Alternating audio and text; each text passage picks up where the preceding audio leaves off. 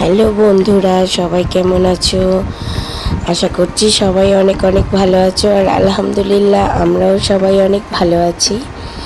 মেয়েরা যখন বাপের বাড়ি আসে তখন মনে কতই না আনন্দ থাকে, তাই না? যেন মনে হয় কতক্ষণে আমি বাড়িতে গিয়ে পৌঁছাবো।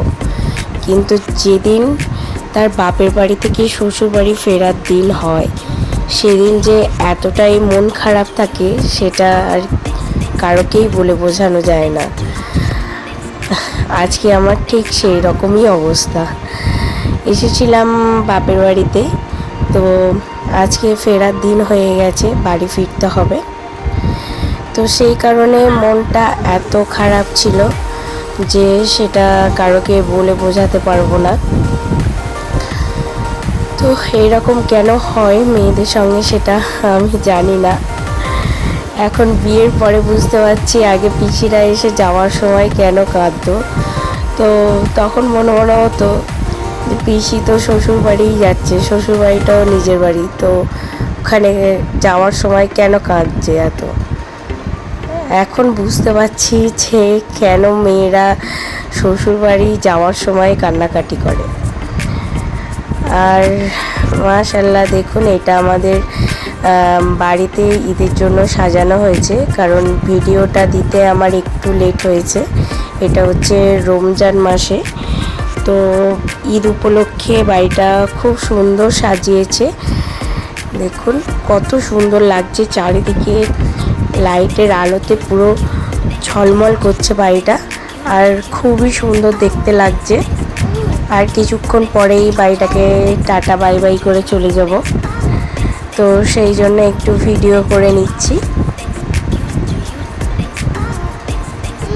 এবারে হয়তো ঈদের দিন আসতেও পারি, নাও পারি, সেটা তো আর বলা যাচ্ছে না। যদি কিছুক্ষণের জন্য ঘুরতে নিয়ে আসে তাহলেই আসা হবে, তাছাড়া তো আর আসা হবে না ঈদের দিন। কারণ বেশিরভাগ মেয়েদেরই ঈদের দিন বাপের বাড়ি আসা হয় না, আবার অনেক সময় হয়, নতুন বেলায় হতো, তো এখন তো আর হয় না।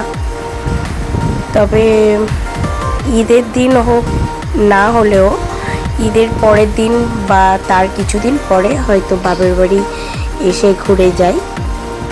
আর যেহেতু এবারে রমজান মাসটা এখানে কিছুদিন কাটালাম, তো সেই জন্য আর হয়তো ঈদের পরে আসা হবে না।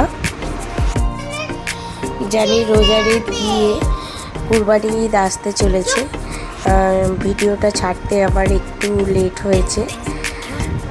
তো আর কিছুক্ষণ পরেই আমরা চলে যাব বাড়িতে। এই দেখুন আমরা চলে এসেছি বাড়িতে। আর এইগুলো ছিল আমার ঈদি। যেহেতু রোজা পড়ে গেছে, রোজা চলছে, তো সেই জন্য আর কি বাপি একেবারে আমাদের সব ঈদি আর আমাদের সব একসঙ্গে দিয়ে গেছে। তো আবার আসতে হবে বলে একসঙ্গে মানে কেনাকাটা বাড়িতে হয়েই ছিল, তো সেই জন্য বললো যে একেবারে তোমাদেরও দিয়ে আসি আর এইগুলো জিনিসপত্রগুলো দিয়ে আসি, নয়তো আবার ডবল করে আসতে হতো। এই রোজার মাসে প্রচণ্ডই কষ্ট রোজা করে এখানে সেখানে যাওয়াটা। শুধু তো আমার বাড়ি বলে না, বোনের বাড়িও আছে, তাদেরও কেনাকাটা করে দিয়ে আসতে হবে। তো যতই তাড়াতাড়ি একটা একটা করে মেটাবে ততই ভালো। তো সেই জন্য আমাদের ঈদিগুলো আমাদের আজকে হয়ে গেল দেওয়া। আর এই দেখুন, এরা তো রীতিমতো দুই ভাই বোনে যেটা করে, যে কাজটা, সেটাই শুরু করে দিয়েছে। সব জিনিসটা নিয়ে, একটা জিনিস নিয়ে দুজনে কাড়াকাড়ি করে। অনেক জিনিস পড়ে থাকলেও সেইগুলো নেবে না, আর একটা জিনিস নিয়েই দুজনে কাড়াকাড়ি করবে, এটাই এদের মানে নিয়ম আর কি, ছোটোবেলা থেকে দেখছি তো তাই। আর এরা বসে আছে কখন এই জিনিসগুলো আমি আর কি খুলবো, আর ওরা হচ্ছে কি এগুলো নেবে, তো সেই জন্যই ওরা বসে আছে। আর এদিকে দেখুন লামিশা আর রাহিল দুজনে চিপসগুলো খুলতে শুরু করে দিয়েছে।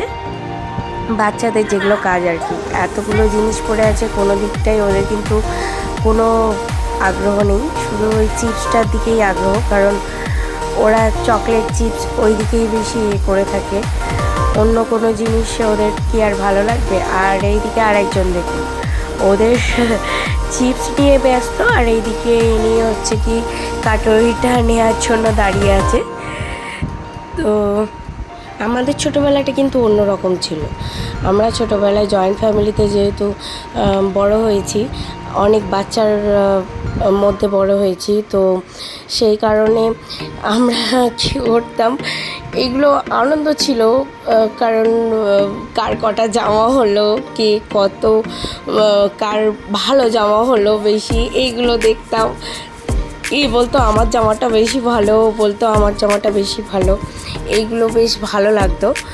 আর তারপরে তো চাঁদ রাতের দিন আসলে তো মানে ভীষণ ভীষণ মজা, কারণ মেহেন্দি করতে সবাই বসে যেতাম, একে অপরের হাতে সব আমরা মেহেন্দি করে দিতাম। তো এই করে আমাদের রাত 12টা বেজে যেত। আর এখন তো মানে কাজ করতে করতেই রাত 12টা বেজে যায়, কখন রাত 12টা বেরিয়ে 1টা হয়ে যায় তখন বুঝতেই পারি না কাজের চোটে। তো তারপরে আবার ভোর থেকে উঠে রান্না বান্না শুরু। হ্যাঁ, তো তারপরে আর যে সকালে উঠে নতুন জামা কাপড় পরবো সেই ইচ্ছা আর থাকে না।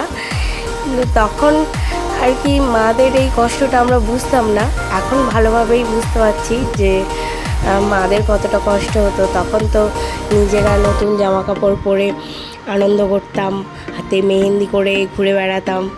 তখন কিছু মনেই করতে পারিনি। মা যদি একটা কাজের জন্য রাগারাগি করতো তখন খুব রাগ হতো যে একটু ঘুরছি বেড়াচ্ছি, আমাদের আজকে ঈদের দিনকেও কাজ বলছে কেন।